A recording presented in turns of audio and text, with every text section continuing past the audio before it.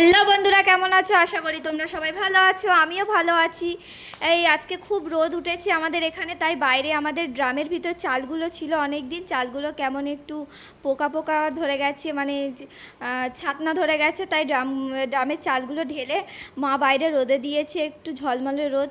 একটু আমাদের ঘরের পিছনের পুকুরটায় এলাম, কারণ না খুব রোদ পড়ছে, রোদের কারণে পুকুরের মাছগুলো মরে ভেসে উঠছে, তাই দেখতে এলাম। দেখলাম না, ঠিক আছে, আজকে কোনো মাছ মরেনি। যাচ্ছি একটু গেটের দিকটায়, একটু বাইরের দিকটায় ঘুরে আসবো। যাই, বেরোই বাইরের দিকে। আমাদের গাছের ফুলগুলো দেখো বন্ধুরা, কত সুন্দর লাল দেখাচ্ছে রোদ্রের আলো পেয়ে। ওই গাছের ফুলগুলো বাইরের দিকে যাই, গিয়ে একটু ঘুরে আসি।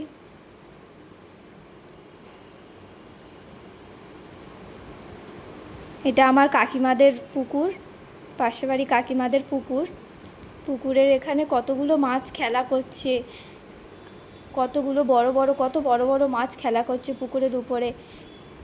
আমার ফোনের ক্যামেরাটা জুম করে দেখাচ্ছি, খুব একটা ভালো দেখা যাচ্ছে না, কিন্তু পুকুরের মাছগুলো কি বড় বড় খেলা করছে জলে।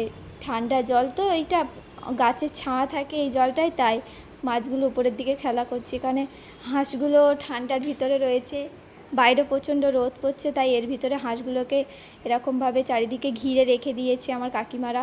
কাকিমাদের গাছের পেয়ারাগুলো কি সুন্দর হয়েছে, এখনও অনেক ছোট, এই গাছে অনেক পেয়ারা হয়, ছোট